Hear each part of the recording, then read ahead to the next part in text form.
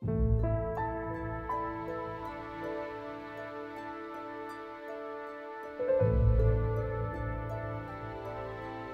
son wasn't directly involved with the pain clinics.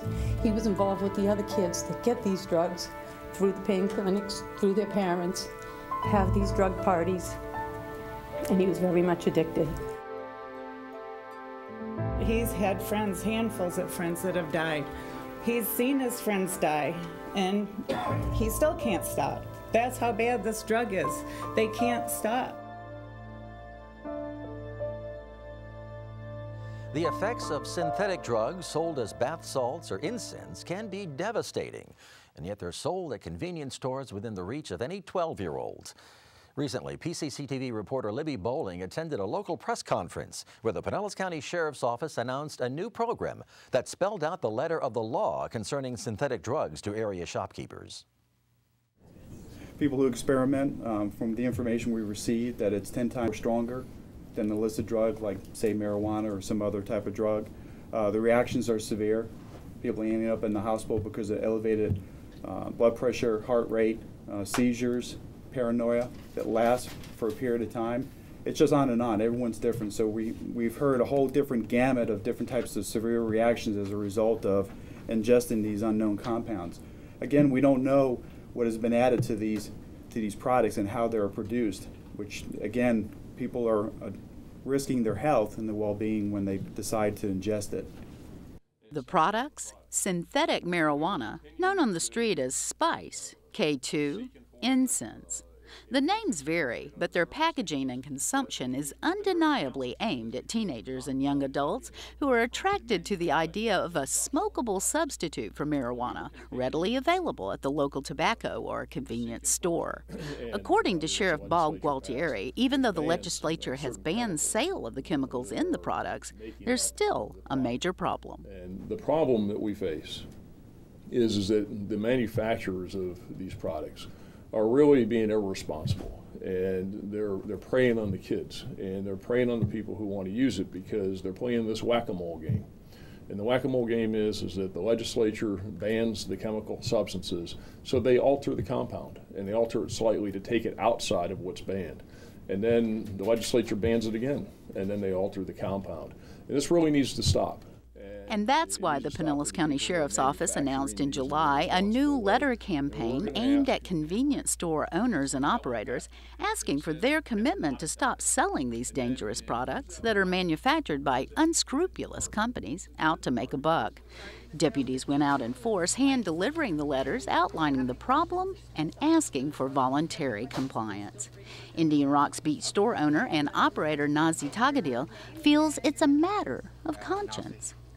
I don't want someone to get hurt. They're not using it for its purpose. They're using it to pretty much, synthetic marijuana to smoke it. And I didn't want to be part of that. Somebody got hurt from my location.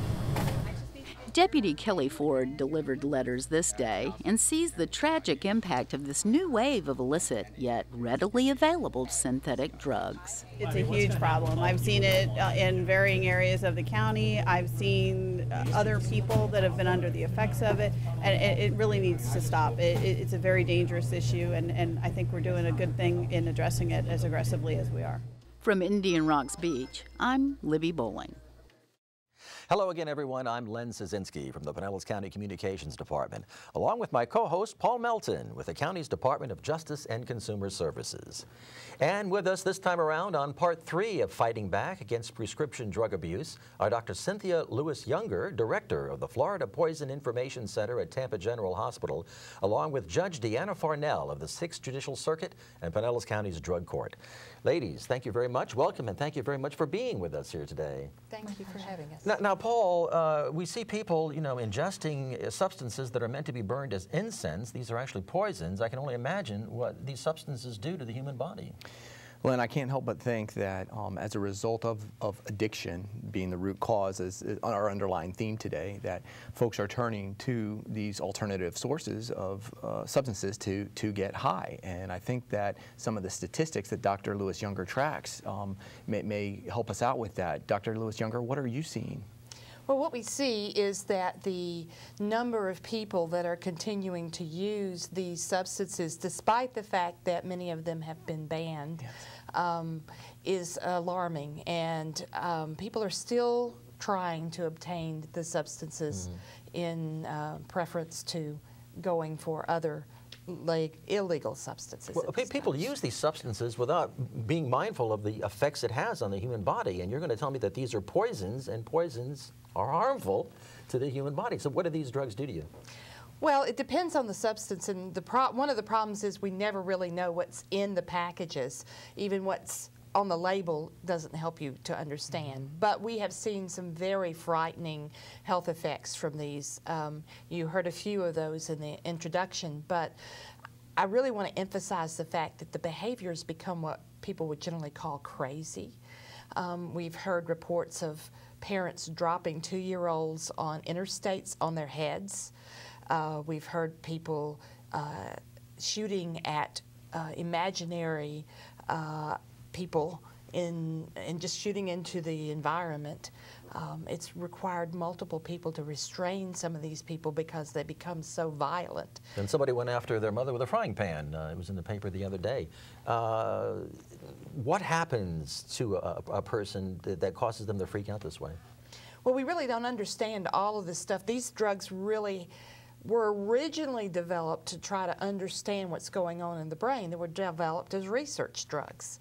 And then they've been transmitted to the general public through these methods that kind of skirt all the legal things. So we really are not sure of all of what it does, but in general what it does is it goes into the brain and changes the way the brain works.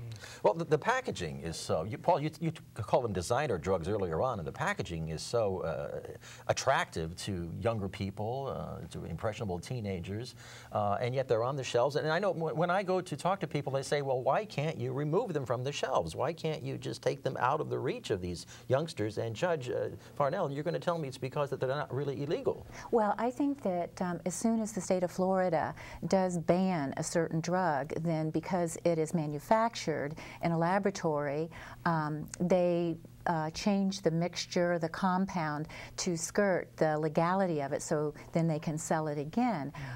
Packaging it as not fit for human consumption, knowing well that that's what it's being sold for. But most importantly, I think that we should think, Doctor, as you said, that originally it was created in the lab, that the inventor of these drugs says you have to be an idiot to try them the way they're being tried now.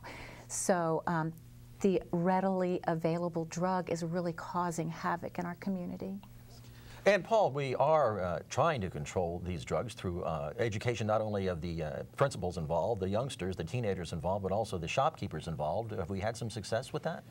We have, and that's the key element to all this. You know, when I get out and interview shopkeepers or owners of these convenience stores and grocery stores, usually the independents, I hear things like, we have to sell this to make up for our loss of tobacco revenue.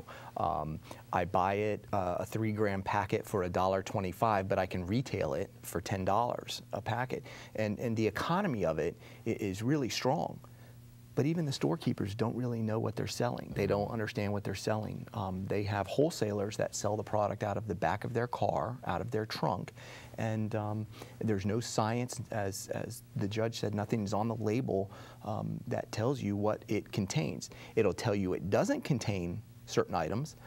It'll even tell you that it's compliant with the Florida House bill, but oftentimes they are not. Dr. Younger, long-term effects, is it a cumulative effect? Do the effects kind of intensify with each use? Well, the problem is we really don't know because they haven't been used for but a couple of years.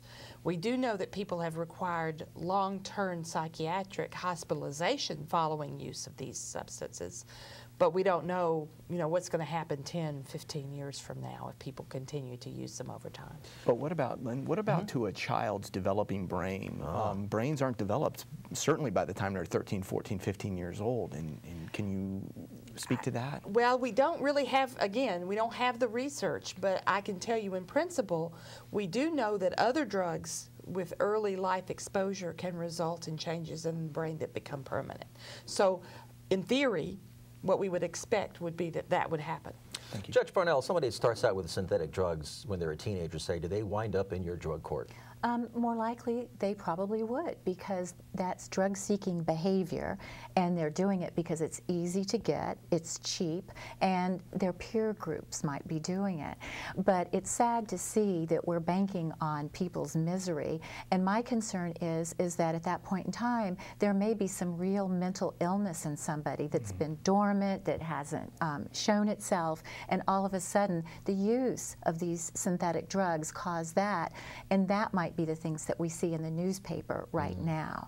And that's a very scary thought, to think that that could happen. And once again, it's cutting across all demographic lines. It's affecting so many families, people that, you know, somebody in their family is experimenting with these drugs. And once again, you said it was a great unknown, and yet people are doing it for fun, little realizing the effects and consequences of their behavior. Well, I think it's really important to recognize that the drug culture is permeating our entire society. And the numbers of kids that are involved is shocking, because it's up to 30% of the kids are doing these things. And so even if you're from a good family, you have to be worried that your children will be involved, depending on who their friends are. And the kids are perceiving it as okay to use these products. Because is that right? it's over the counter. And a lot of peer pressure, I would imagine, as well. Judge, do you see that? Right. Absolutely, absolutely. And it is so destructive of someone's recovery. So for instance, if someone has been doing very well in drug court, really participating hard in trying to get clean and sober, and then somebody introduces them and perhaps says, K2, spice, they don't have a drug test for it. Well, that's not accurate. We do. But go ahead and you won't test positive for it. Again, that's introducing somebody to a continuation of their abuse or their addiction. Well, once again, Paul, public education is going to have to be the key to curtail this situation. Yes, sir. I think it's a common theme. All right. Well, once again, we'd like to thank our guests, Dr. Cynthia Lewis-Younger from Tampa General Hospital, along with Judge Deanna Farnell from Pinellas County's Drug Court, and of course, my ever-present co-host Paul Melton from Pinellas County's Department of Justice and Consumer Services. Well, coming up on Part 4 of Fighting Back, we'll take a look at safe ways and not so safe ways of disposing of prescription medication. Be sure you're with us.